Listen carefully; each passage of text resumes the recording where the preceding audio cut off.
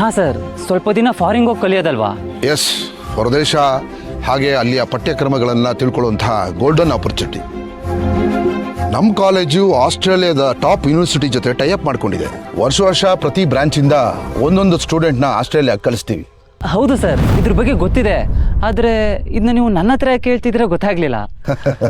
ನಿನಗೆ ಹೇಳ್ದೆ ಆಸ್ಟ್ರೇಲಿಯಾ ಕಳ್ಸಕ್ಕಾಗಲ್ಲ ನೋಡು. ಅಂದ್ರೆ ನಮ್ ದತ್ತು ಆಸ್ಟ್ರೇಲಿಯಾಗೆ ಹೋಗ್ತಾ ಇದ್ದಾನಾ? ಹೌದು, ದತ್ತು ರಿಯಾ ಹೆಸರು ಲಿಸ್ಟಲ್ಲಿತ್ತು. ನಾನು ನಿನ್ನ ಹೆಸರನ್ನ ರೆಫರ್ ಮಾಡಿದ್ದೀನಿ. ನಂದ? ನಿಂದೆ. ನೀನು ತುಂಬ ಹಾರ್ಡ್ ವರ್ಕರು, ಮನೇಲಿ ತುಂಬ ಕಷ್ಟ ಇದೆ.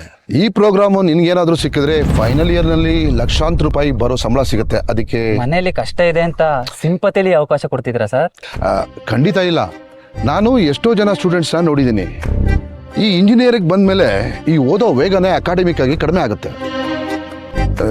ಮಕ್ಕಳ ಗಮನ ಬೇರೆ ಎಲ್ಲ ಹೋಗುತ್ತೆ. ಆದರೆ ನೀನು ಹಾಗಲ್ಲ. ಓದೋದೊಂದೇ ನಿನ್ನ ಗುರಿ. ಓದೋ ಕಡೆ ತುಂಬ ಫೋಕಸ್ಡ್ ಆಗಿದೆಯಾ, ಅದಕ್ಕೆ ನಿನ್ನನ್ನು ರೆಫರ್ ಮಾಡಿ.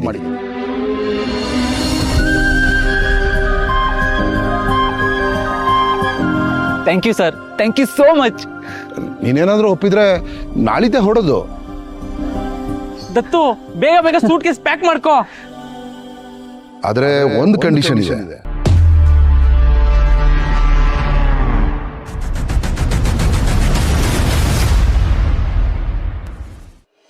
ಸರ್, ಸ್ಟೂಡೆಂಟ್ ಎಕ್ಸ್ಚೇಂಜ್ ಪ್ರೋಗ್ರಾಮ್ ಹೋಗೋಕೆ ಕಂಡೀಷನ್ ಇದೆಯಾ? ಹೌದು, ಹೋಗೋಕೆ ಉಳ್ಕೊಳ್ಳೋಕೆ ಎಲ್ಲ ವ್ಯವಸ್ಥೆನೂ ಕಾಲೇಜೇ ಮಾಡುತ್ತೆ. ಆದರೆ ರಿಜಿಸ್ಟ್ರೇಷನ್ ಫೀಸ್ ಅಂತ 25,000ನ ಸ್ಟೂಡೆಂಟೇ ಕೊಡಬೇಕಾಗತ್ತೆ. 25,000ನಾ? ಹೇಗಾದ್ರೂ ಒಂದ್ಸನ ಇದಕ್ಕೆ ನೀನ್ ಬೇಡ ಅನ್ಬೇಡ. ಹೌದು, ಇಂಥ ಅವಕಾಶ ಎಲ್ರಿಗೂ ಸಿಗಲ್ಲ. ಅದು ಅಲ್ಲದೆ ಅಲ್ಲಿಗೆ ಹೋಗಿ ಬಂದಿರೋ ಅನುಭವಕ್ಕೆ ಬೆಲೆನೇ ಕಟ್ಟೋಕ್ಕಾಗಲ್ಲ. ಸರ್, ಮನೇಲಿ ಮಾತಾಡಿ ಹೇಳ್ತೀನಿ. ನಿಮ್ಮ ಅಕ್ಕ ಈ ವಿಷಯನ ಕೇಳಿದ್ರೆ ತುಂಬ ಖುಷಿ ಪಡ್ತಾರೆ. Nothing to worry. ನಾಳೆನೇ ಫೈನಲ್ ಡೇಟು. ನೀನೇನಾದರೂ ಒಪ್ಪಿಗೆ ಕೊಟ್ಟಿದ್ಯಾ ಅಂದರೆ ನಿನ್ನ ಹೆಸರನ್ನೇ ಫೈನಲ್ ಮಾಡ್ತೀವಿ. ಮನೇಲಿ ಕೇಳಿ ಹೇಳು. ಅವ್ರೇನಾದರೂ ಒಪ್ಪಿದ್ರೆ ನಾಡಿದ್ದೆ ಹೊಡಬೇಕಾಗತ್ತೆ. Anyway, best of luck. Thanks. Dattu, ನೀ ಕೆಂಪಸ್ ಬಿಟ್ಟು ಪ್ರೈವೇಟ್ ಬಸ್ ಎತ್ತಿಲ್ಲ, ಅಂತದ್ರಲ್ಲಿ ವಿಮಾನದಲ್ಲಿ ಹೋಗ್ತಿದ್ಯಾ? ಕೊಡೋ ಕೈ. ಆದ್ರೂ ಇಮಿಡಿಯೇಟ್ ಆಗಿ ಹೋಗ್ಬೇಕು ಅಂದ್ರೆ ಅದು ಹೊರದೇಶಕ್ಕೆ. ನಾನು ಅಷ್ಟೊಂದು ಯೋಚನೆ ಮಾಡ್ಬೇಡ ದತ್ತು. ಇಂಥ ಅವಕಾಶ ಯಾರಿಗೂ ಸಿಗಲ್ಲ. ಖುಷಿ ಪಡು. ಖುಷಿ ಏನೋ ಇದೆ, ಆದ್ರೆ ಏನೋ ಒಂಥರ ಭಯ. ನಿಮ್ ಮನೆಯವರೆಲ್ಲ ಖುಷಿಯಾಗಿ ಕಳ್ಸ್ಕೊಡ್ತಾರೆ. ಹಾಗಿದ್ಮೇಲೆ ಭಯ ಯಾಕೆ? ಹೌದು, ಮೊದಲು ಅಕ್ಕಂಗೆ ವಿಷಯ ಹೇಳ್ಬೇಕು. ಬೇಡ ಬೇಡ, ನಾನು ಈ ವಿಷಯ ಹೇಳುವಾಗ ಅವಳು ಕಣ್ಣಲ್ಲಿ ಕಾಣೋ ಖುಷಿನ ನಾನು ನೋಡ್ಬೇಕು. ಮನೆಗೆ ಹೋಗಿ ಸರ್ಪ್ರೈಸ್ ಕೊಡ್ತೀನಿ.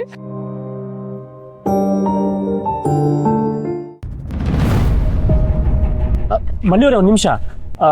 ನನ್ನನ್ನು ಯಾಕೆ ಮನೆಯೊಳಗಡೆ ಕರ್ಕೊಂಡು ಹೋಗ್ತಿದ್ದೀರಾ? ನಿಮ್ ಕೆಲಸ ಆಗ್ಬೇಕಲ್ಲ, ಅದಕ್ಕೆ.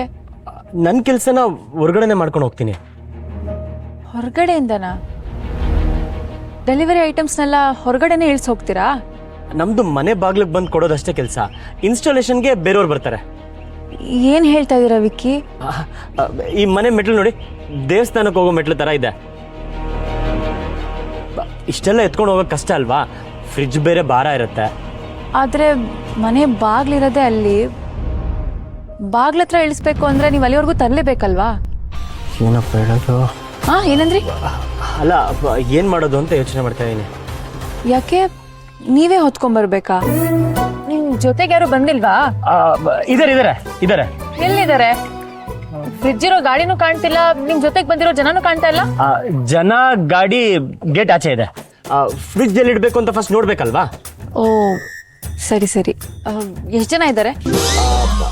ಒಬ್ರು ಡ್ರೈವರು, ಆಮೇಲೆ ನಾನು. ನಾವಿಬ್ಬರೇ ಹೊತ್ಕೊಂಡ್ಬರ್ಬೇಕು. ನೀವಾ? ಈ ತರ ಬಟ್ಟೆ ಹಾಕೊಂಡು ಫ್ರಿಜ್ ಹೊತ್ಕೊಂಡ್ಬರ್ತೀರಾ?